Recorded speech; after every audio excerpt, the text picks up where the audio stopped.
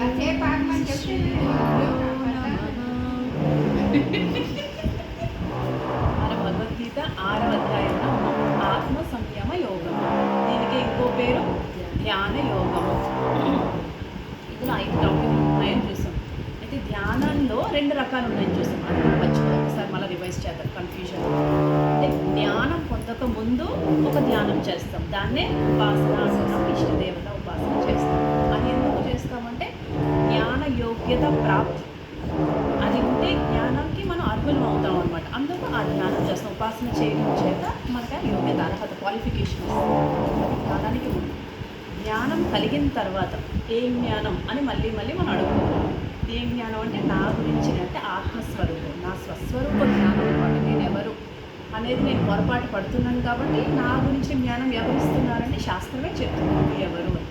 ఆ జ్ఞానం పొందిన తర్వాత చేసేది ఇంకో ధ్యానం, దానికే పేరు నిధిధ్యాసనం అని అంటున్నాం. సో ఈ 6వ అధ్యాయం అంతా కూడా నిధిధ్యాసనం గురించే, ఉపాసన గురించి కాదు, నిధిధ్యాసనం గురించి అని కొన్ని శ్లోకాస్ కూడా పదే దాని ప్రూఫ్ అనమాట. మనకి ఎలా చెప్తున్నానో ఆ వాటి వల్ల అని చూడొచ్చు. తర్వాత ఎప్పుడైనా ఆ డౌట్స్లో క్లారిఫై చేసుకోవచ్చు. ఇందులో 5 టాపిక్స్ ఉంటాయి. బహిరంగ సాధనలు చూసాము, అంతరంగ సాధనలు, ధ్యాన స్వరూపం, తర్వాత ధ్యానం యొక్క ఫలం, లాస్ట్గా అంటే ధ్యానం యొక్క ఫలం ఏంటి అనేది గుర్తుందా? అంటే మధ్యలో మనం ధ్యానం గురించి, నిర్వికల్ప సమాధి గురించి డెఫినేషన్స్ కూడా చూసాం, వాటి నిర్వచనాలు. ధ్యాన స్వరూపంలో ఏం చూసాము? 3 అని చెప్పుకున్నాం. ధ్యాన స్వరూపం అంటే ధారణ, ధ్యానము, లాస్ట్ వచ్చి సమాధి. ఆ సమాధిలోనే మనం నిర్వికల్ప సమాధికి చేరుకుంటాం. అన్ని అష్టాంగ యోగం పాటిస్తామని చూసాం. అవన్నీ పాటించగా 8 స్టేజెస్ అన్ని దాటుకొని వస్తే మనం పొందేది ఆ నిర్వికల్ప సమాధి. ఆ నిర్వికల్ప సమాధికే మనం ఏ డెఫినేషన్ చూసాము. ఆ తర్వాత మళ్ళీ మనం మర్చిపోయామేమో అని ధ్యాన స్వరూపం గురించి మళ్ళీ కూడాను, అంటే ఫలం చెప్పాక కూడా చెప్పారనమాట. సో ఫలం ఏం చూస్తే మనం సర్వత్ర సమదర్శనం, అంటే ఎక్కడికి వెళ్ళినా ప్రతి ప్రాణిలోనూ, మనిషి ప్రాణి కాకుండా ప్రతి భూతంలో, అంటే భూతం అంటే ప్రాణాలు అనమాట, వృక్షాలు కాదు, పశువులు కాదు, అన్నిట్లో కూడా ఉన్నది ఈ ఆత్మనే. ఆత్మస్వరూపాన్ని నువ్వు చూడగలుస్తావు, అది మీరు అందుకునే ఫలము అని చెప్తున్నారు. ఆ శ్లోకాస్ కూడా చూసాం. ఇప్పుడు చివరిగా 33 నుంచి 36 వరకు కూడాను ఇంకొక డిఫరెంట్ టాపిక్ చూస్తాం. ఏంటంటే ధ్యానంలో వచ్చే మనకి అడ్డంకులు అనమాట. ఏవి వస్తున్నాయి, మనకి కొన్ని ప్రాబ్లమ్స్ వస్తాయి. కూర్చోబెట్టి ధ్యానంలో నిలవలేదు ఎందుకు అని అనేది 4గా మనకి చెప్తారు. సో అవి చూసే ముందు ఫుల్ ఆ యొక్క పరిష్కారాలు ఏంటి మనకి అడ్డంకులు వస్తున్నాయి అనేది 4 కూడా మనకి భగవద్గీతలో ఇవ్వలేదు. ఒకటి మాత్రమే ఇచ్చారు. కానీ మనకి క్లారిటీ ఫుల్గా రావాలి అని చెప్పేసి ఉపనిషత్తుల్లో ఉన్న ఆ జ్ఞానం కూడా మొత్తంగా ఇందులో పెట్టి మనకి వివరిస్తున్నారు. అయితే మన జ్ఞానం పొందినప్పటికీ కూడా అందరూ కూడా ఆ ఫలాన్ని అందుకోలేకపోతున్నారు. జ్ఞానం పొందితే ఫలం ఏంటి మనం అంటే శాంతి కలగాలి. ఆ శాంతి అందరూ కూడా ఆనందించలేకపోతున్నారు, శాంతిలో ఉండలేకపోతున్నారు. ఏమవుతుంది, కారణం ఏంటి అని వాళ్ళు చెప్తున్నారు. మనోనిగ్రహం లేకపోవటం చేత. జ్ఞానం పొందలేదంటే జ్ఞానం పొందుతున్నాం, డైలీ వింటాము జ్ఞానం, రోజు జ్ఞానాన్ని అందుకుంటున్నాం. మరి ఎందుకు నాకు శాంతి కలగట్లేదంటే ఈ మనసు ఉంది, ఇది మాట వినటం లేదనమాట. బుద్ధిలో జ్ఞానం అంతా ఉంది, ఎక్కడ ఉండాలో అంటే ఒక మూల పడిపోయి అది వేరేగా ఉంటుంది. మరి భావోద్రేకాలు మాత్రం కొనసాగుతూ ఉన్నాయి. అదే ప్రూఫ్ అనమాట.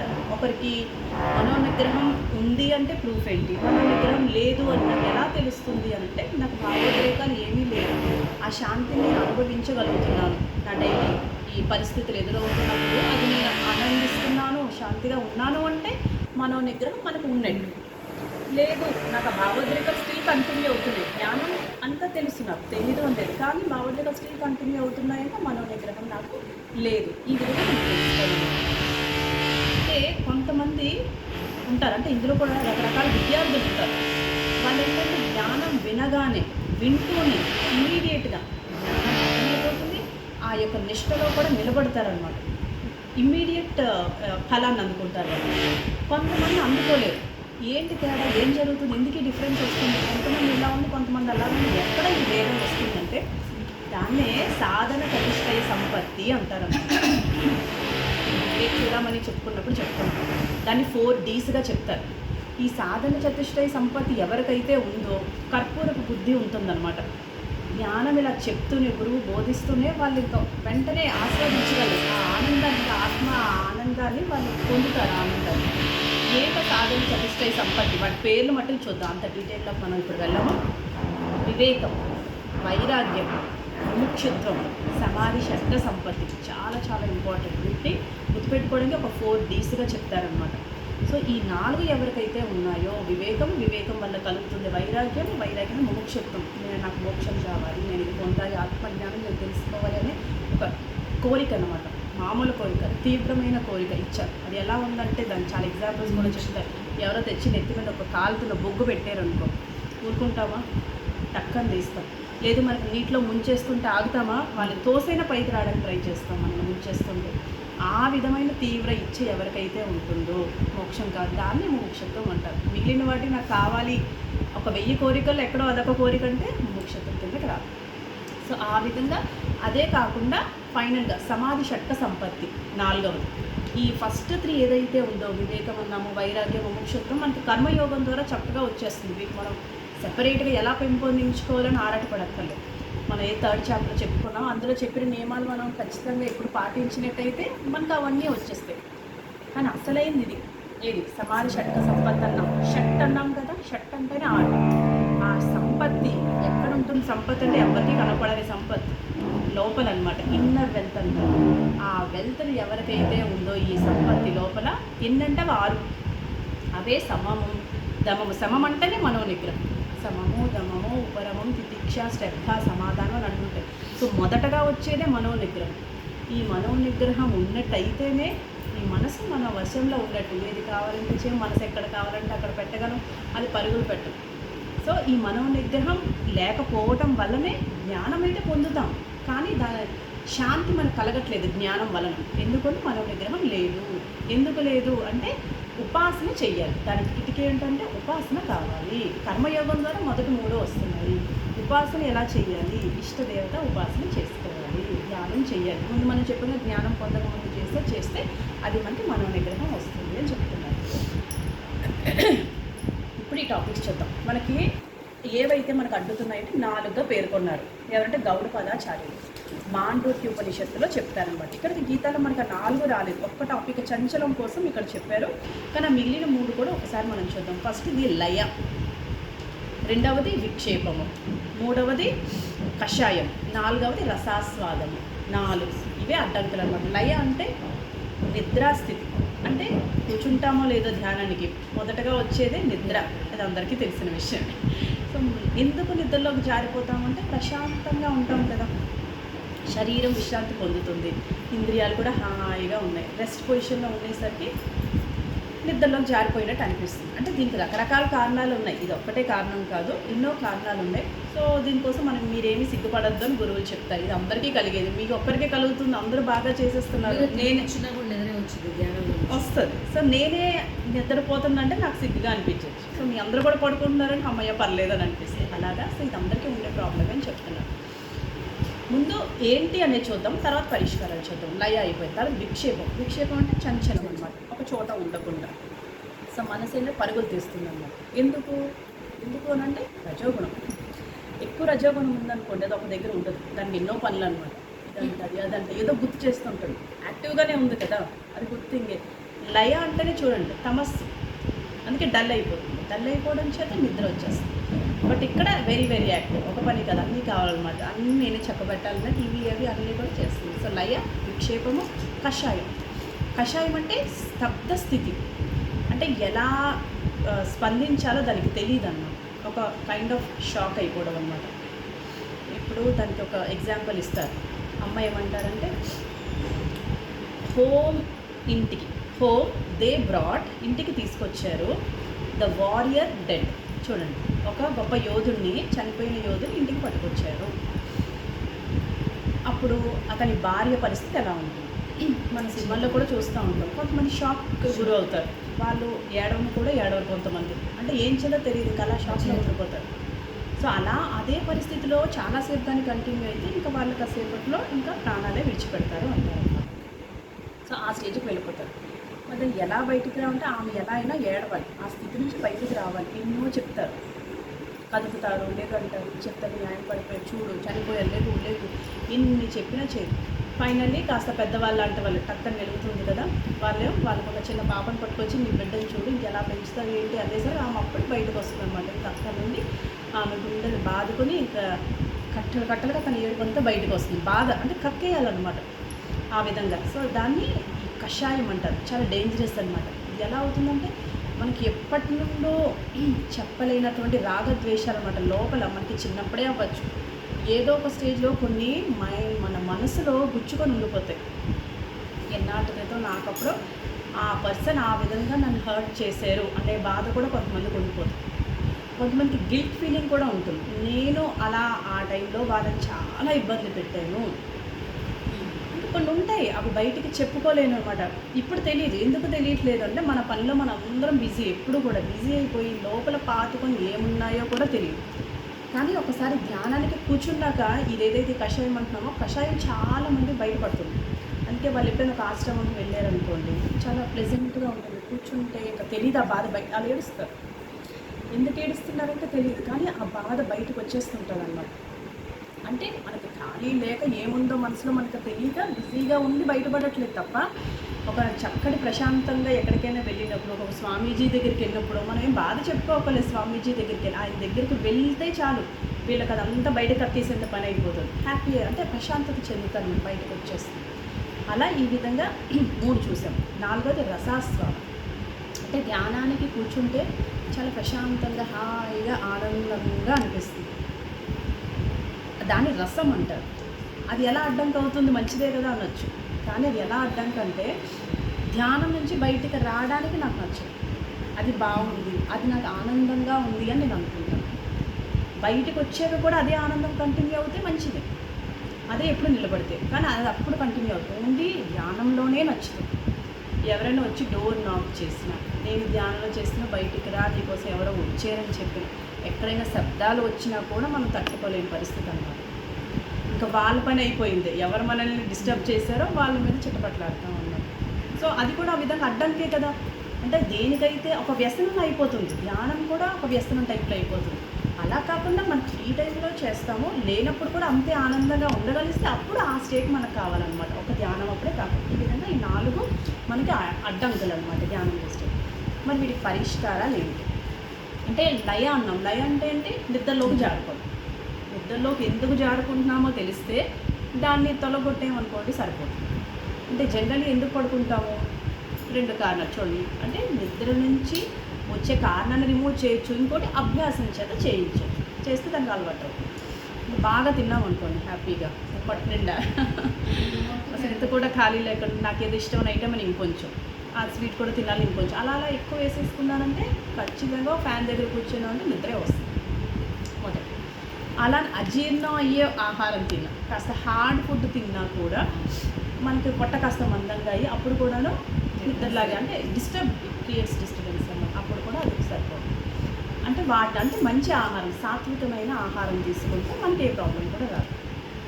రెండవది ఏం చెప్పాము? అభ్యాసం కావాలి అన్నారు. అభ్యాసం అంటే మన జనరల్ ఎప్పుడు పడుకుంటాం చెప్పండి? పనంతా అయిపోయి అమ్మయ్య ఇంక దీనికి రెస్ట్ ఇవ్వచ్చు అంటే ఇంద్రియాలు కూడా అప్పుడు మనసు ఇంద్రియాలు అన్నీ కూడాను కూల్ ప్రశాంతంగా ఉన్నప్పుడు అంటే మనసుకు తెలిసిపోతుంది. మనం ఇవన్నీ గమనించాం, కానీ పనంతా అయిపోయింది ఇంకేమీ లేదు అనుకునే మనం వెళ్తాం బెడ్ మీదకి, అన్నీ అయిపోయి అనుకునే. సో అప్పుడు మనసు ఏమనుకుంటుందంటే అమ్మయ్య దీనికి చక్కగా పని అయిపోయినట్టుంది, రోజు పడుకుంటుంది బెడ్ మీద, ఇవాళ కూర్చొని పడుకుంటుందేమో, సోఫా మీదే ఉంటుందేమో, లేకపోతే దేవుడి రూమ్లోనే పడుకుంటానికి అన్నీ తెలియదు. హ్యాపీగా రిలాక్స్డ్గా కూర్చుని కాబట్టి పడుకుంటుందేమో, ఇప్పుడు నేను పడుకోవాలేమో అని అనుకుంటుంది అనమాట. కాబట్టి ఆ టైంలో మనం చెప్పాలన్నమాట. ఫస్ట్ డేకి ఏం అయిపోదు, కానీ మళ్ళీ దానికి శిక్షణ ఇవ్వాలన్నమాట. నేను ఇవాళ నుంచి కూర్చొని పడుకోవట్లేదు, ధ్యానానికి కూర్చున్నాను అని శిక్షణ స్టార్ట్ చేయాలన్నమాట. దానికి అది కూడా ఒక అలవాటు అవుతుంది, పడుకోవడానికి రాలేదు అని. అంటే ఫుడ్ని మనం కేర్ఫుల్గా చూసుకోవాలి, ఎంత తినాలో అంత. మన ముందు శ్లోకాల్లో చూసాం కదా, యుక్తాహార విహారస్య అని, యుక్తమైన ఆహారం ఇవన్నీ తీసుకుని మోడరేట్ ఫుడ్ తీసుకుంటే మనకి అవన్నీ కూడాను ఈ యోగం అనేది సిద్ధిస్తుందని అక్కడ చూసాం. ఇక్కడ కూడా అంతే అన్నమాట. సో ఆహారము ఎంత తీసుకోవాలి అంత తీసుకోవాలి, సాత్వికమైన ఆహారము, పైగా హార్డ్ ఫుడ్ అది తీసుకోకుండా అలాంటి డిస్టర్బెన్స్ ఏమి లేకుండా చూసుకోవాలి. మూడవది అభ్యాసం అన్నమాట. అభ్యాసం దానికి మళ్ళీ మనం శిక్షణ ఇవ్వాలి లయ కోసం. రెండవది ఏంటి? విక్షేపం, చంచలం కోసం శ్లోకాల పరమాత్మ ఫుల్ క్లియర్గా చెప్తాడు. ఏం చెప్తాడంటే అభ్యాసం కావాలి, వైరాగ్యం కావాలని చెప్తాడు. అభ్యాసం అంటే అక్కడ వివేకం అనమాట, క్లారిటీ ఉండాలన్నట్టుగా మనకి పరమాత్మ ఇస్తాడు. సో విక్షేపానికి మందు వివేకం, వైరాగ్యం. మూడవది చూద్దాం, కషాయం అన్నాం. కషాయం అంటే స్తబ్దం అయిపోవడం మనసు. ఎలా అయితే దానికి స్పందించాలో దానికి తెలియదు కాబట్టి, షాకింగ్లో ఉంటుంది కాబట్టి ఆ యొక్క భావోద్రేకాలు మనలో ఉండిపోయాయి. ఆ భావోద్రేకం ఏదైనా అవ్వచ్చు. ఒకసారి ఈర్ష్య కూడా అవుతుంది, డీప్ అనమాట, చిన్న చిన్నవి కాదు, చాలా పెద్ద పెద్దవి అన్నమాట. వాళ్ళ మీద అంతులేని చెప్పలేనంత కోపం, అంటే ఒక హేటింగ్ నేచర్ అనమాట. ఆ పర్సన్ చూస్తేనే మనకు నచ్చకపోవడం. ఎందుకు అంటే నన్ను ఎప్పుడూ ఆయన హర్ట్ చేశాడు కాబట్టి ఉండిపోతుంది. ఇలాంటి కొన్ని ఉంటాయి. అప్పుడు ఆ సమయంలోనే ఎక్కువగా గుర్తొస్తాను. ఏం చేయాలి అంటే వీటికి చాలా చెప్తారు సొల్యూషన్స్. మీరు ఎక్కడికి వెళ్తారో వాళ్ళ మీద కోపాన్ని బయటికి విడిచిపెట్టేయాలి. మీ మనసు నుండే బయటకు కక్కేయండి. మీరు రూమ్లోకి వెళ్ళిపోయి గట్టిగా ఏడ్చుకుంటారా, ఏడ్చుకోండి. లేదు ఎవ్వరూ లేని ఒక కొండ ప్రదేశానికి ఎప్పుడైనా లేదా అరవాలనిపిస్తుందా, వదిలేయండి. అంటే వెళ్ళిపోతుంది ఆ టైంలో. లేదు ఒక్కొక్కసారి కొంతమంది అయితే సైకాలజిస్ట్కి వెళ్ళాను కూడా పేరు రాస్తారు, వారి కోసం రాసి చింపేయండి. కానీ వాళ్ళ మీద ఉన్న కోపం అంతా బయటకు కట్టండి. లేదు ఒక్కొక్కసారి ఇంకొంచెం ఏంటి అంటే దాని గురించి విశ్లేషణ మనమే చేసుకుంటే, అప్పుడు తెలియని ఒక పరిస్థితిలో నేను వాళ్ళ గురించి ఒక మిస్అండర్స్టాండ్ చేసుకున్నాను, అది కూడా అవ్వచ్చు కదా. ఇప్పుడు మనకి ఆ టైంలో అంత మెచ్యూరిటీ లేదనుకోండి, మెచ్యూరిటీ లేక కూడా కొంతమందిని మనం తప్పుగా అర్థం చేసుకోవచ్చు. అయ్యో నేను ఆ పర్సన్ అలా తప్పుగా అర్థం చేసుకున్నాను, వారి తప్పు లేదే, నేనే తప్పు చేసి వాళ్ళ మీద అలా అనుకున్నాను. సో అలాంటివి కూడా ఒక అండర్స్టాండింగ్ మనం చెప్పుకోండి. బట్ ఏది చెప్పకుండా అది మన మంచిగా దాన్ని మనసు నుంచి బయటికి కక్కేయడానికి కషాయానికి పరిష్కారం. మరి రసాస్వాదంతో ఆనందం కలుగుతుంది కదా. ఈ ఆనందాన్ని నేను పోగొట్టుకోవాలా అని అంటే పోగొట్టుకోవాల్సిన అవసరం లేదు, కాబట్టి దానికి చెప్పాలి. ఇప్పుడు నేను పొందే ఆనందం ధ్యానంలో ఉన్నంతసేపే ఉంటుంది, బయటకు వస్తే ఉండట్లేదు. మరి ఎందుకు నాకు ఆనందం? కాబట్టి మనసుకు చెప్పాలన్నమాట, నేను ధ్యానం దేనికి చేస్తున్నాను, ఈ ఆనందం కోసం కాదు, పరిపూర్ణత కోసం. పరిపూర్ణత బయట నుంచి మనం తెచ్చుకోవట్లేదు, అది నేనే అని నాకు నేను చెప్పుకోవడానికి ధ్యానం చేస్తున్నాను. అంటే వివేకాన్ని, మీ బుద్ధిని ఉపయోగించాలి. రసాస్వాదాన్ని మనం పరిష్కరించాలి అంటే మీ వివేక బుద్ధిని అక్కడ ఉపయోగించి ఆనందం కోసం కాదు, నేను ఆ పరిపూర్ణత్వాన్ని ఏదైతే నా కోసం నాకు తెలుసు దానికోసం నేను చేస్తున్నాను అని మళ్ళీ దానికి చెప్పడం ద్వారా ఆ రసాస్వాదం ఏదైతే మనం అనిపిస్తుందో దాన్ని కూడా మనం పరిష్కరించవచ్చు. వీటి కోసం చూసి ఇప్పుడు ఈ నేపథ్యంతో 33వ శ్లోకం చూద్దాం. అర్జున ఉవాచ, అర్జునుడు అడుగుతున్నాడు అనమాట, స్టార్ట్ చేస్తున్నాడు. ముందు వరకు కూడాను అదంతా టాపిక్స్ విన్నాడు కదా, జ్ఞానం గురించి అంతా విన్నాడు. ఏం చేయమన్నాడు భగవంతుడు? సర్వత్ర సమదర్శనం చెయ్యాలి. ఎక్కడ చూసినా నువ్వు నీలో ఉన్న ఆత్మే ప్రతి ప్రాణిలో కూడా ఉంది, ఇవన్నీ నువ్వు చెయ్యు అని చెప్పాడు. అప్పుడు ఇవన్నీ చెప్పే వరకు బాగుంది. ఇప్పుడు అర్జునుడు ఒకటి అడుగుతున్నాడు, చూద్దాం. యోయం యోగస్త్వయా ప్రోక్తః సామ్యేన మధుసూదన ఏతస్యాహం న పశ్యామి చంచలత్వాత్ స్థితిం స్థిరాం. యోయం అంటే యహ ఎవరైతే, అయం యోగః త్వయా ప్రోక్తః నీ చేత ఏదైతే, ప్రోక్తః అంటే చెప్పబడింది అన్నట్టు అనమాట. యో అంటే ఎవరైతే, అయం యోగ అంటే ఈ యోగం. ఏం యోగం చెప్తున్నాడు? ఒక యోగం చెప్తున్నాడు కదా భగవంతుడు, సర్వత్ర సమదర్శనం చెయ్యాలి అన్నట్టుగా. ఎవరైతే చెప్తున్నారో సామ్యేన మధుసూదన, ముందు అడ్రస్ చేయడమే ఓ మధుసూదన అని చక్కగా చేశాడు. మధుసూదన అంటే ఆ రాక్షసులుగా మధుకైటబులు వారిని సంహరించినవాడా అన్నట్టు అనమాట. అంటే అర్జునులో అక్కడ కూడా చూడండి, ప్రతి సిచ్యువేషన్ తగ్గట్టే ఆ యొక్క అడ్రస్సింగ్ కూడా చేస్తూ ఉంటాడు అర్జునుడు. మధుసూదన ఇక్కడ ఎందుకని ఉంటాడు అంటే, రాక్షసులను సంహరించావు కదా, ఇక్కడ నాకు ప్రాబ్లం ఉంది, ఆ ప్రాబ్లం కూడా నువ్వు సంహరించు అన్నట్టుగా అనమాట. సో అక్కడ మనకి 2వ సాంఖ్యయోగంలో అధ్యాయంలో ఎలా అయితే శిష్యస్తేహం శాది మాం త్వాం ప్రపన్నం అన్నాడుగా, నాకు ఇంక కాపాడు, నేను శరణు వేడుతున్నాను, నేను శిష్యుణ్ణి అని ఎలా అయితే అడిగాడో ఇక్కడ కూడా మళ్ళీ అడుగుతున్నాడు మన నా ప్రాబ్లం. అంటే అర్జునుడికి పర్ఫెక్ట్గా తెలుసు ఎక్కడ ఏది అడగాలో. ఆయన అలా అడగబట్టే మనకి ఎక్కడ ఏ డౌట్ లేకుండా మొత్తం గీత అంతా మనకి ఇలా వచ్చింది. సో చెప్తాడు, మధుసూదన నువ్వు ఏదైతే నీ చేత త్వయా ప్రోక్త అన్నాడు కదా, త్వయా ప్రోక్త నీ చేత చెప్పబడిందో, ఏం చెప్పబడింది? అయం యోగ, ఈ యోగము. అది ఎటువంటిది? సామ్యేన అన్నాడు. సామ్యేన అంటే సర్వత్ర సమదర్శనం చేయమన్నావు కదా, ఒక సమభావంతో ఉన్నటువంటిది యోగం. నాకు నువ్వు చెప్పావు, నీ చేత చెప్పబడింది. దాన్ని ఏంటంటే అది ఎలా ఉందంట, ఏతస్య దీన్ని, అహం నా పశ్యామి, నేను దీన్ని చూడలేకున్నాను. అంటే చూడలేకపోవడం అంటే యోగం చూడడం ఏంటి, పట్టుకోలేకపోతున్నాను, నువ్వు చెప్పింది నేను పట్టుకోలేకపోతున్నాను అని చెప్తున్నాడు. ఏమంటున్నాడు, చంచలత్వాత్. ఎలా ఎందుకని అంటే రీజన్ చెప్తున్నాడు. చంచలం చేత, ఏంటి చంచలం, మనసు చంచలం చేత దీన్ని నేను స్థిరం చక్కగా అంటే శాశ్వతమైన, దీన్ని శాశ్వతంగా నేను ఎప్పటికీ పట్టుకోవాలి, ఎప్పుడు కూడా ఇంకా నా బుద్ధిలో నిలిచిపోవాలి, అది నేను నాకు జ్ఞాననిష్టగా ఉండాలి, కానీ నేను దాన్ని అలాగా ఈ శాశ్వతమైన దాన్ని నేను పట్టుకోలేకున్నాను అని ఆయన ప్రాబ్లం అయితే చెప్పేశాడు నాకు ఇది అని. అలా చెప్పలేదనుకోండి, మన ప్రాబ్లం మనకి తెలిసి మన గురువు దగ్గర అర్థమైంది అన్నట్టు అలా ఉండిపోతే అప్పుడు మనకే నష్టం. సో అలా అర్జునుడికి ఎక్కడ డౌట్ వస్తే టక్కన ఆగి, నాకు ఇక్కడ చెప్పింది బాగుంది కానీ నేను పట్టుకోలేకపోతున్నాను, వాట్ ఈస్ ద యూస్ కదా, అర్థమైంది కానీ అప్పుడు ఉపయోగించాలి ఆయన, అక్కడ యుద్ధరంగంలో ఆయన ఉపయోగిస్తేనే దాని యొక్క ఫలితం అనమాట. నేను చేయలేకపోతున్నాను అంటే అప్పుడు భగవంతుడు స్టార్ట్ చేస్తున్నాడు అన్నమాట. చెప్తున్నాడు ఏమంటాడంటే, ఈ ఏ ప్రాబ్లం అయితే ఉందో నీ ఒక్కరి ప్రాబ్లమే కాదు, చెప్పాను అందరికీ ఉంది కాబట్టి అని నెక్స్ట్ శ్లోకం మనకు స్టార్ట్ చేస్తాడు, అప్పుడు చూద్దాము. సో మనం ఒక 3 kinds ఆఫ్ విద్యార్థులను మనం తీసుకున్నాం అనుకోండి. ఉత్తమ విద్యార్థి, మధ్యమ విద్యార్థి, లాస్ట్లో ఉంటాడు అధమ విద్యార్థి. సో ఉత్తమ విద్యార్థి ఏ జ్ఞానమైనా విన్నాడు అనుకోండి, అంటే క్యాచ్ చేయడం అనమాట, అది అర్థం కావాలి కదా ముందు మనకి. సో ఆ గ్రహణ శక్తి సూపర్గా ఉంటుంది. అలాగే దాన్ని విన్నాక అర్థం చేసుకున్నాక విడిచిపేస్తే నో యూస్, అది పట్టుకొని వాడాలన్నమాట. ఆ గ్రహణ శక్తితో పాటు ధారణ శక్తి, గుర్తుంచుకోగలగాలి మనం, ఈ 2 కూడా టాప్ అనమాట. అందుకే ఆ ఉత్తమ విద్యార్థి ఆ జ్ఞాన నిష్టలో వెంటనే ఉండగలుస్తాడు. కర్పూరపు బుద్ధి అని మనం చెప్పుకున్నాం. అంటే ఉత్తమ విద్యార్థికి 2 ఉన్నాయి, గ్రహణ శక్తి ప్లస్ ధారణ శక్తి. లాస్ట్లో ఒక చూద్దాం అధమ విద్యార్థి కోసం చూద్దాం. అధమ విద్యార్థికి అంటే అతడు జ్ఞానమే అర్థం కావట్లేదు, జ్ఞానం అంటేనే తెలియదు. ఇప్పుడు అతనికి గ్రహణ శక్తే లేనప్పుడు, ఇప్పుడు నాకు అర్థమే కాలేదనుకోండి, నేను గుర్తుపెట్టుకోవడం ఏంటి, అర్థమైతే కదా గుర్తుపెట్టుకున్నారా లేదు. సో అధమ విద్యార్థికి గ్రహణ శక్తి లేదు, ధారణ శక్తి లేదు.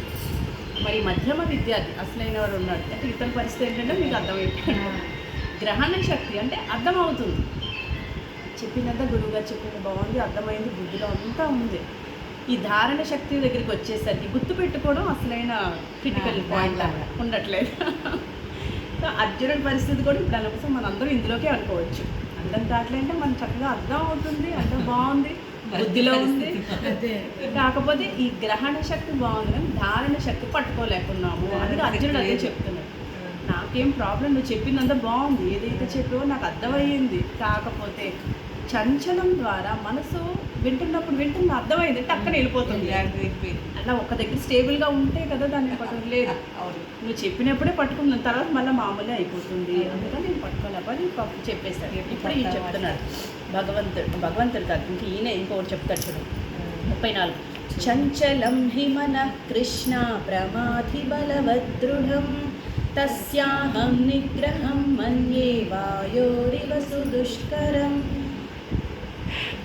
చంచలం హి ఎందుకంటే చెప్తున్నాడు, ఓ కృష్ణ అని చేసి చంచలంగా ఉందట. ఏంటది, మనహ అన్నాడు. మనసు 4 విషయాలు చెప్పాడు. మనహ 4 ఏంటో 4. ఫస్ట్ది చంచలం, తర్వాత ప్రమాధి, బలవదృఢం అన్నాడు కదా. సో బలమైనది, దృఢమైనది 4 చెప్పి తస్యాహం అన్నాడుగా. తస్య దాన్ని అహం నిగ్రహం మన్యే, అది దాన్ని నిగ్రహించడం, మన్య అంటే నేను భావిస్తున్నాను అన్నట్టుగా అనమాట. దాన్ని నిగ్రహించడం నేను చాలా కష్టమని. ఎలా అంటే ఎలా కష్టమే, దేంతో పోలుస్తున్నాడు, వాయోరివ అన్నాడు. వాయోహో ఇవ అంటే లైక్ దాట్ అన్నమాట, దానిలాగా అన్నాడు. సో గాలి వలె, గాలిని పట్టుకోగలమా, అలానే ఈ మనస్సును కూడా పట్టుకోవడం చాలా కష్టం అని. మళ్ళీ మనసు ఎటువంటిదో 4 విషయాలు కూడా, అడ్జెక్టివ్స్ కూడా ఇక్కడ ఇచ్చాడనమాట. సో ఒకసారి చూద్దాం. సో మనసు ఎప్పుడు చంచలంగా ఉంటుందంటే మెయిన్ ఒకటే దానికి రీజన్, రజోగుణం ఎక్కువైతే. రజోగుణంగా కానీ అది ఉంది అంటే టక్క తిరుగుతూనే ఉంటుంది, ఒక చోట అది ఉండదన్నమాట, ఉండదు ఒక చోట, పరుగులు తీస్తూనే ఉంటుంది, అది చంచలం. రెండవది ప్రమాధి అన్నాడు.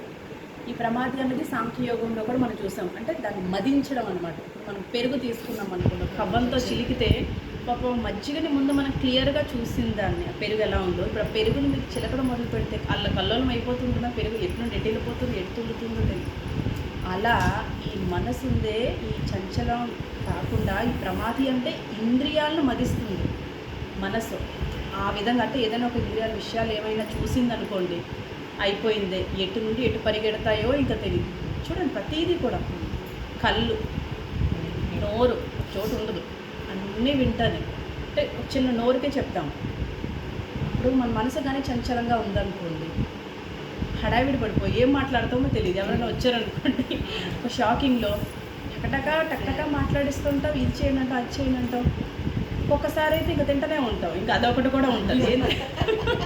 అయితే అంటే డిపెండ్స్ ఆన్ పర్సన్. అది కొంతమంది మాట్లాడతారు, కొంతమంది తింటారు, ఏదైనా కావచ్చు. ఖాళీ ఉన్నప్పుడు తోయికి తింటారు మళ్ళీ. ఇంకా కళ్ళు, కొంతమంది నోటీస్ చేయండి, వాళ్ళు కళ్ళు కూడా అంటే మన డైరెక్ట్గా ఫేస్ టు ఫేస్ అంటే ఐ టు ఐ కాంటాక్ట్ కూడా పెట్టలేదు. అంటే ఎదుటి వాళ్ళు మనతో మాట్లాడుతున్నప్పుడు ఐ టు ఐ కాంటాక్ట్ వాళ్ళు అప్పుడు పెట్టలేదంటే అటు ఇటు తిరుగుతుంది. అంటే చంచలం. అది ఏం చెప్తుందంటే మన మనసు ఆ టైంలో చాలా చంచలంగా లోపల తిరుగుతుంది. కాబట్టి ఆ చంచలతో మనకు బయట కళ్ళల్లో అది మనకు కనిపిస్తుంది. ఇష్టపడి సో కళ్ళు అలా ఉంటుంది. మన నోటికి కూడా మనకు అలాగే కనిపిస్తుంది. పక్క క్లాస్ వింటూ ఉంటాం కానీ పక్కన మనకు అన్నీ తెలుస్తుంటాయి. ఎక్కడేమో వస్తుంది కదా, తెలుస్తుంది కదా, ఎక్కడ హార్న్ కాదు, బెల్ కాదు, పిల్లలు ఏడుపు కాదు, ఈ సంస్థ ఏది అంటే చంచలంగా ఉంది. కానీ ఒక దాని మీద పూర్తిగా పెట్టుకొని ఉంటే చిన్నవి అట్లీస్ట్ మనం డైవర్ట్ చేయగలం కదా. కానీ ఒక్కొక్కసారి డైవర్ట్ అయిపోతున్నాము, అంత చంచలంగా ఉంది అంటే ఎవ్రీది మన ప్రతి ఒక్క విషయం కూడా మనకు తెలుస్తుంది అనమాట. అలా అంటే ఏం చెప్తుందంటే మనసు చంచలంగా ఉంటే అది ఎలా చేస్తుందంటే ఈ ఇంద్రియాలను కూడా కవ్వంతో చిలికినట్టు చిలికేసి ఎటు పడితే అటు దాన్ని ఈ విధంగా చేసి శరీరం కూడా ఒక చోటు ఉండదు. హడావిడి అయిపోతుంటాం కదా, ఏమన్నా మనం అలాంటి ఎవరైనా వచ్చిన ఏదైనా అయినప్పుడు అది చెప్తుంది. అంటే మనకి ఒక దగ్గర అర్జునుడు ఫస్ట్ చాప్టర్లో మీకు గుర్తే ఉంటుంది.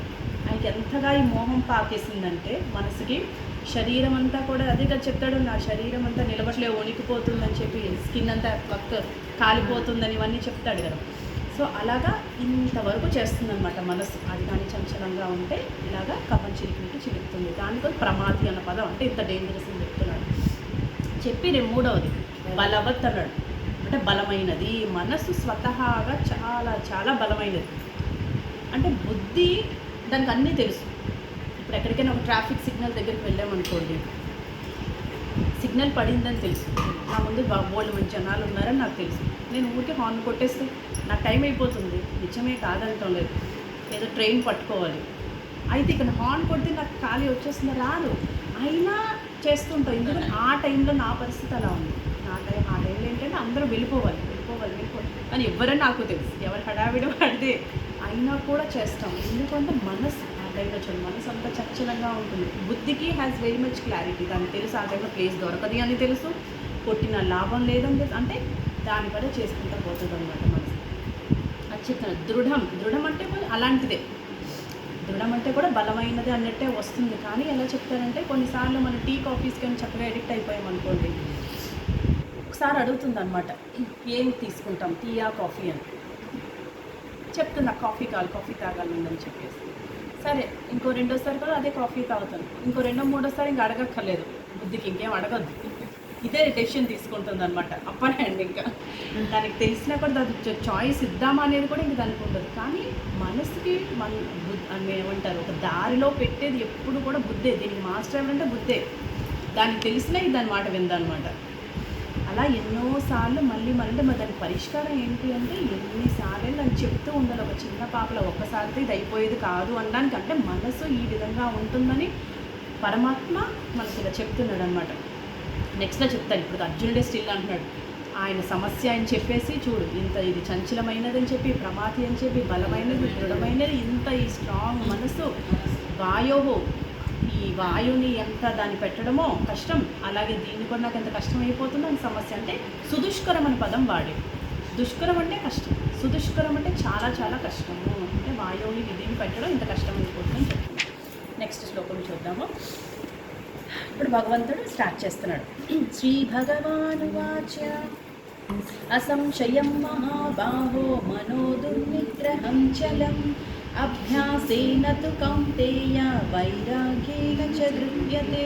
చెప్తున్నాడు, ఓ మహాబాహో అంటే పెద్ద బాహోలు ఉన్నవాడా, అంటే నువ్వు ఫిజికల్గా స్ట్రాంగే, కాకపోతే ప్రస్తుతానికి నీ పరిస్థితి మెంటల్గా బాగాలేదు. అంటే నువ్వు మానసికంగా కూడా ఎదుగు అన్నట్టుగా భగవంతుడు అర్జునుడితో అంటున్నాడు అన్నమాట. ఓ మహాబాహు అనేసి చెప్తాడు. అసంశయం, ఎటువంటి సంశయము లేదు, నువ్వు చెప్పింది కరెక్టే అనేసి. మనో దుర్నిగ్రహం చలం, నువ్వు చెప్పినట్టుగా ఈ మనస్సు ఏదైతే మనో అనగా మనహ అన్నమాట.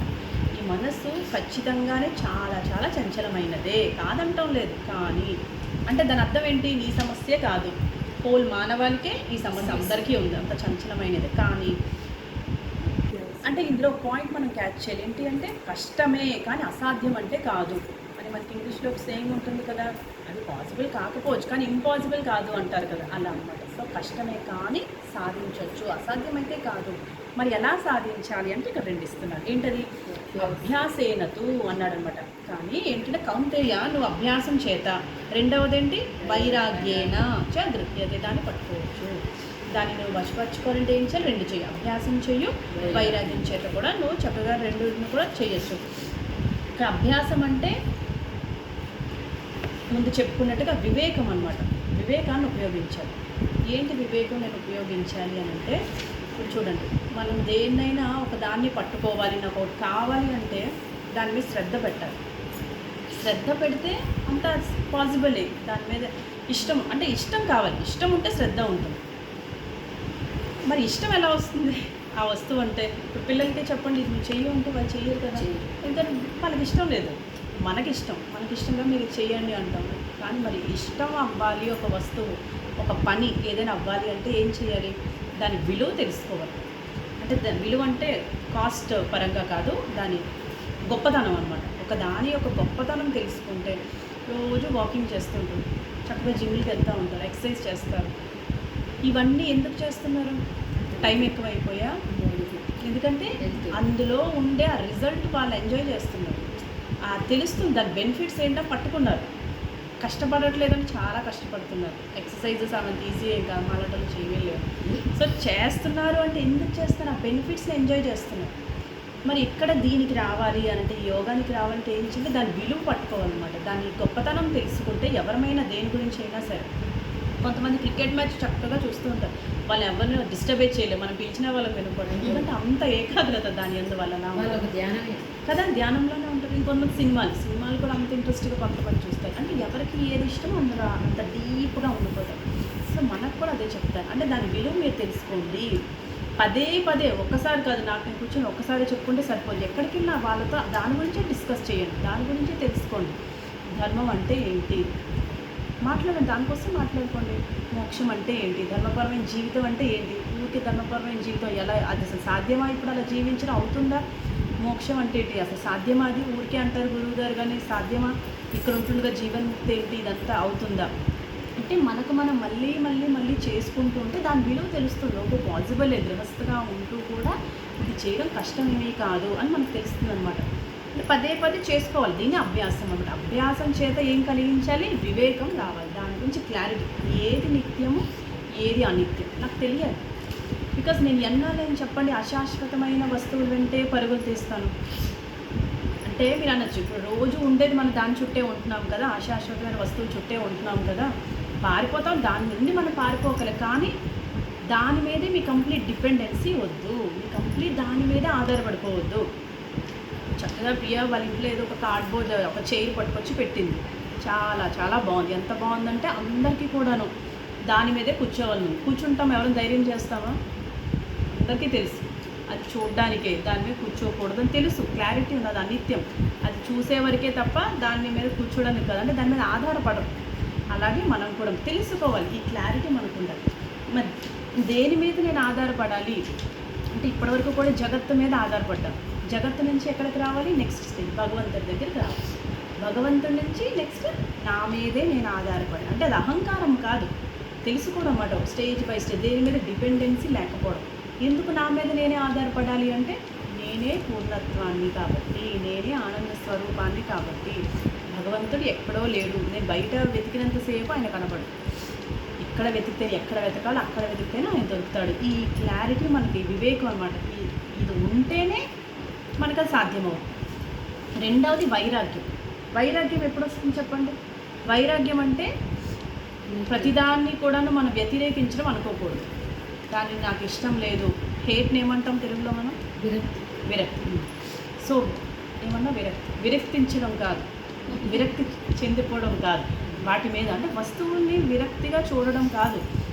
వైరాగ్యం అంటే అనుకుంటారు ఆయన ఒక వైరాగి అయిపోయాడు అంటే మనం హేట్ చేయడం కాదు, అంటే కానీ అన్నిటి చుట్టే మనం ఉంటూ అది నాకు శాశ్వతమైన ఆనందం ఇవ్వదు అని తెలుసుకొని వాటిని విడిచిపెట్టే వాటితోనే ఉంటాం. ఉన్నాయా హ్యాపీ, లేకపోయినా కూడా అలానే ఉండగల అంతే తప్ప వాటి మీద కాదు. ఈ క్లారిటీ ఇప్పుడు కార్డ్బోర్డ్ చైర్ కోసం ఎలా చెప్పుకున్నామో అది నాకు ఆనందం ఇవ్వదు, అది ఉంది దాన్ని చూడడానికే ఆనందించాలంటే చూస్తాను తప్ప అదే నా జీవితానికి ఆధారం అనుకున్నాము, అదే నా చైర్ అనుకుంటేనే ప్రాబ్లం. మన పర్మనెంట్ చైర్ ఎవరు? కూర్చోవాలి, దాని మీద కూర్చోవాలి. దేని మీద కూర్చోవాలంటే permanent chair is equal to భగవంతుడు అంటారు. ఆయన్ని నువ్వు శరణు కోడాలి, దేని తెలిసే భగవంతుడే తప్ప ఈ కార్డ్బోర్డ్ చైర్లు కాదు. ఈ క్లారిటీ మనకు ఉండదు. సో వివేకము వైరాగ్యం ఈ రెండు కూడాను చంచలం అయిపోతుందంటే ఈ రెండును ప్రాక్టీస్ చేయాలి. సో ఇప్పుడు ఒకసారి మనం తిరిగి వచ్చామనుకోండి, ఏం చేయాలి? చంచలం పోవాలి అంటే ఏం చేయాలి? వివేకం మెయిన్ పాయింట్ ఇదన్నమాట. క్లారిటీ కావాలి. నిత్యం ఏది అనిత్యం, నిత్య అందులోనే ఉంది నిత్యానిత్యానం. సో నిత్య అనిత్య వస్తువు నుంచి క్లారిటీ రావాలి, ఏది నాకు శాశ్వతమైన ఏది కాదు. దీన్ని ఇంకొక విధంగా అంటాం ఆత్మ అనాత్మ అని కూడా అంటాం, గుర్తుంది కదా. సో ఉన్నది ఒకటే ఆత్మ, తక్కిమవన్నీ కూడా అనాత్మ, అది ఎప్పుడు కూడాను శాశ్వతమైనది ఓన్లీ ఆత్మ మాత్రమే మనం గుర్తుపెట్టుకోవాలి. చూద్దాము 36 లాస్ట్ శ్లోకం ఈ కాన్సెప్ట్. అసంయతాత్మనా యోగో దుష్ప్రాప ఇతి మే మతిః వశ్యాత్మనా తు యతతా సఖ్యో వాప్తుముపాయతః. అసంయతాత్మనా యోగః దుష్ప్రాపః వశ్యాత్మనా యతతా తు ఉపాయతః అవాప్తుం సఖ్యః ఇతి మే మతిః అని నేను భావిస్తున్నానని భగవంతుడు మనకు చెప్తున్నాడు. ఒకసారి పాయింట్ టు పాయింట్ చూద్దాము. అసంయతాత్మన అన్నాడు అంటే అసంయతాత్మ అన్నాడు కదా, అంటే ఇక్కడ ఆత్మ అంటే మనసు అన్నమాట.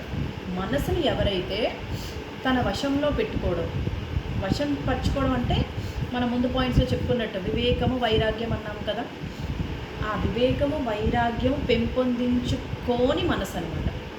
ఇక్కడ అసంయతాత్మ అన్నాం కదా. సో మనసుని ఈ రెండింటితోని చేయలేదు అతడు. అలా లేనివాడు, ఈ వివేకం వైరాగ్యాలు లేనటువంటి మనసు ఉన్నటువంటి వాడు ఎలా ఉంటాడంట? దుష్ప్రాప అంటే అటువంటి వాడికి యోగం అనేది సిద్ధించదు. అతనితో ఈ ధ్యానం చేయడం ఏదైతే నిధిధ్యాసనం చేయడం అవ్వదు. ఎందుకు? మనసు అతని కంట్రోల్లో లేదు కదా. మనసు కంట్రోల్లో మన వశంలో ఉంటేనే మనం ఇవన్నీ చేయగలం. మనసు మన మాట వినాలి అంటే ముందుగా వివేకం ఉండాలి. మనకు దేని అందు క్లారిటీ లేదనుకోండి, దానికి కూడా అలానే బ్రతకడం అలవాటైపోతుంది. ఏదైనా ఓకే అన్నట్టుగా వెళ్ళిపోతుంది. కానీ ప్రతి దానికోసం ఒక స్పష్టత ఉందనుకోవడం మాట వింటుంది అన్నమాట. సో బుద్ధి మాత్రం వింటున్నట్టు అనమాట మనసు. కాబట్టి అలా వివేకాన్ని వైరాగ్యాన్ని పెంపొందించుకోలేనటువంటి మనసు ఎవరికైతే ఉందో వారికి యోగము అది దుష్ప్రాప, అతనికి సాధ్యం కాదు అని చెప్తున్నాం. మళ్ళీ ఇతి ఇలా మే అంటే నేననమాట. ఇతి మే ఏమన్నా మతిహి అంటే భావిస్తున్నాను అన్నట్టు భగవంతుడు చెప్తాను. ఈ విధంగా నేను భావిస్తున్నాను అని చెప్పి కింద అంటున్నాడు. ఇంకోటేంటి? వశ్యాత్మ అంటే వశపరుచుకునేవాడు. వశపరుచుకోవడం అంటే ఏంటి? ఈ రెండు ఉండడం, వివేకము వైరాగ్యము ఎవరికైతే ఉందో అటువంటి వారికి ఎలా ఉంటుంది? యతత అంటే ప్రయత్నించడం. ఈ రెండు పెంపొందించుకొని ప్రయత్నించే వాళ్ళకి సఖ్యో అంటే శక్య, సాధ్యం అవ్వడం, ఈజీ అనమాట. అవాప్తుం ఉపాయత అటువంటి వారికి ఇది ఈజీ. అతను యోగ సిద్ధిని పొందుతాడు. అంటే నిధిధ్యాసనం చేయడం అతనికి ఈజీ. కొంతమందికి చూడండి, నిధిధ్యాసనం ఎవరికి అవసరమో మనం పట్టుకోవాలి. ఇందాక మనం మనోనిగ్రహం చెప్పుకున్నప్పుడే చెప్పుకోవాలి. యాక్చువల్లీ ఉత్తమ అధికారికి నిధిధ్యాసనం అవసరమా? నిధిధ్యాసనం గుర్తు చేసుకోవడం, నేను ఎవరు అనేది. ఉత్తమ అధికారి జ్ఞానం వింటూనే పట్టుకుంటాడు, ఎప్పుడు ఆ నిష్టలోనే ఉంటాడు. ఇంకా అతను నిధిధ్యాసనం అవసరం లేదు, కాన్స్టెంట్ స్టేబుల్గా ఎప్పుడు ఉంటాడు. అధమ అధికారికి జ్ఞానమే అర్థం కాదని చూసాం. జ్ఞానమే అర్థం కాలేని వాళ్ళకి నిధిధ్యాసనం సెకండరీ, ఇంకా దానికోసం అసలు నో నీడ్, అవసరమే లేదు అసలు. అంటే కదా, జ్ఞానమే తెలియలేనప్పుడు నిధిధ్యాసనం మనకెందుకు, అది వదిలేదు. సో మధ్యం అధికారి ఎవరైతే ఉన్నారో మనలాంటి వాళ్ళకి ఇవన్నీ కావాలి. అంటే ఒక పక్క అర్థమవుతూ ఉంటుంది, ఆయన వల్ల వదిలి వెళ్ళిపోతూ ఉంటుంది. అంటే ఎందుకు వెళ్ళిపోతుందంటే మనసుందే రాగద్వేషాలతో నిండిపోయి ఉందన్నమాట. అది కూడా వాసనలే. మరి దానికి ఉపాయం ఏంటి? అందుకే నిధిధ్యాసనం. రాగద్వేషాలు నెమ్మదిగా పారద్రోలాలి. మనం చూసాం వాటి కోసం కూడా 3వ అధ్యాయము 4వ అధ్యాయంలో రాగద్వేషాలు ప్రతి ఒక్కరికి ఈవెన్ దేవతలకు కూడా ఉంటుంది అని చూసాం. ఎందుకంటే వాళ్ళ టూల్స్ కానీ ఆయుధాలు ఏమంటారు వాహనాలు కూడా అందరికీ ఇష్ట ప్రకారమే ఉన్నాయి. కాకపోతే వాటిని విచ్చలవిడిగా ఎలా వాటిని వదిలేసుకోకుండా ఒక కంట్రోల్డ్గా ఉంచుకోవాలి. ఈ రాగద్వేషాన్ని కూడా మన అదుపులో ఉంచుకుంటే ప్రాబ్లం లేదు. అప్పుడు కూడా మనం సమత్వం పాటించినట్టే అని చెప్తారు. రాగద్వేషాలు అందరికీ ఉంటాయి కానీ అదుపులో పెట్టుకోగలిగేలా ఉండాలి. టూ మచ్గా ఎక్సీడ్ అయిపోకుండా చూసుకోవాలని చెప్తారు. ఇప్పుడు అది ఎందుకు చెప్తున్నామంటే